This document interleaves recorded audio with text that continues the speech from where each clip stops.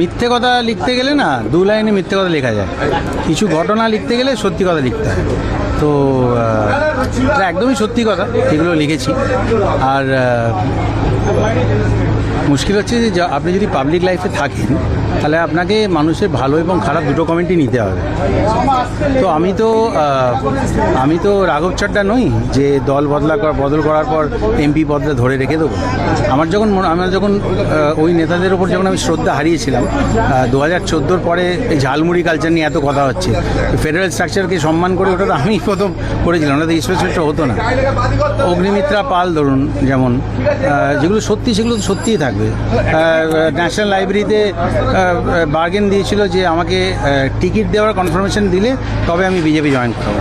আমি নিচে সিঁড়ির ওপর দাঁড় করে ওকে বলেছিলাম যে ওটা করো না, তুমি আগে এক্ষুনি জয়েন করো কৈলাস বিজয়বর্গীর হাত ধরে, তারপরে তুমি টিকিট ছিল। তো এগুলো তো সত্যি কথা। আসানসোলে যাদেরকে আমি পিক আপ করেছিলাম, যাদেরকে পুশ করেছিলাম, তারা সবাই জিতেছে। কিন্তু আবার উল্টো দিকে যারা আমাকে অত্যাচার করেছিল, জিতেন্দ্র তিওয়ারি আরও সব অনেক আছে, তারা আবার এখন সব বিজেপিতে, তারাও এমএলএ হয়েছে। দাদা আরেকটা বিষয় সেটা হচ্ছে যে আপনি তাহলে কি এই দল বদলের জল্পনা একদম বিরাট বড় বালতি করে জল ফেলে দিলাম। আমি সেখানেই যাবো যেখানে ভালোবাসাতে পাবো। আমি আমার জীবন অন্য কারোর রিমোট অন্য কারোতে তুলে দিই না ভাই, একদম সিম্পল ব্যাপার। গান আমার কাছে সবসময় আছে। সো ইট ডাজন্ট রিয়েলি, আমি তো এবার লড়তেই চাইনি, সর্বজন বিদিত ব্যাপার, লড়তেই চাইনি। It's a big surprise. এর জন্য তো অনেক ফোন মেসেজ পেয়েছেন। আরে ভাই হ্যাঁ, তাদের আমি একটা সুন্দর একটা বিগ হাগ, একটা লাভ সাইন করে তৈরি করে রেখেছি। যদি বলেন আমি দেখিয়ে দিতে পারি, ওটা তৈরি করে রেখেছি, সবাইকে পাঠিয়ে দিচ্ছি। আরে ভাই আমাকে একটা জিনিস বলো তো, আমি বিজেপিতে প্রথমত ফিরবো কেন? ওরা কি একদম মালা নিয়ে বসে আছে, ফিরলে আমাকে নিয়ে নেবে? আসল কথাটা বোঝার চেষ্টা করো। আমি ওদের বিগেস্ট বসেদের মুখের ওপর না বলে দল ছেড়ে এমপি পদ ছেড়ে দিয়ে চলে এসেছি। তো সেখানে আমাকে ওরা মালা নিয়ে বসে আছে যে এসো না, একদমই তা নয়।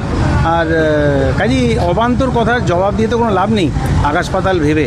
তো আমার মনে হয়েছিল যে যেটা লিখছে যে আমার নাকি প্রচণ্ড আফসোস হচ্ছে না অল অফ দ্যাট, সেটা ভুল। সেই জন্য আমি ফেসবুকে আমি লিখি না, কখনোই লিখি না, অনেকদিন আগেই লেখা বন্ধ করে দিয়েছি।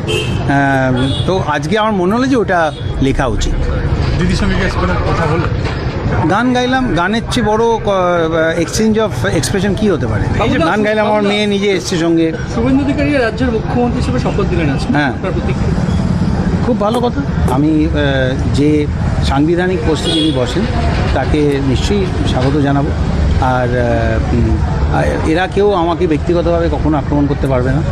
আপনি একটু রিওয়াইন্ড করে দেখুন, শুভেন্দু অধিকারী ব্যক্তিগতভাবে বলেছে যে আমার সঙ্গে খুব ভালো বন্ধুত্ব। সে ভিডিও এখন আবার ফেসবুকে ঘুরছে। হ্যাঁ, তো শ্রমিকদা বলেছে যে বাবুল কোনোদিন কোনো কালো কাজ করেনি, সেটাও ঘুরছে। তো ঠিক আছে, ঘুরছে, ফেসবুকে ঘুরছে, ভালো, কিছু ফেস তো দেখা যাবে। তো যেটা মানুষ ভাবছে না, দুঃখ কষ্ট, আমার কিছু থাকলে আমার ইমোশনটা আমার কাছে ছেড়ে দিন না, যখন ছাড়া হয়নি সেই জন্য দু কথা লিখেছিলাম। আচ্ছা, বামেদের সঙ্গে বৃহত্তর জোট যেটা মতামত আজকে বললেন, কোথাও গিয়ে মনে হয় একটা প্যারালাল ইউনিভার্স হয়ে গেল?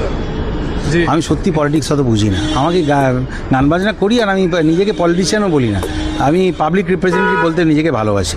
তো অত বুঝি না, বাম রাম সব হলো, মেন ব্যাপার হচ্ছে মনটাকে ক্লিন রেখে এগিয়ে চলো। আমার মনে হয় রাস্তা সবসময় সামনে আছে।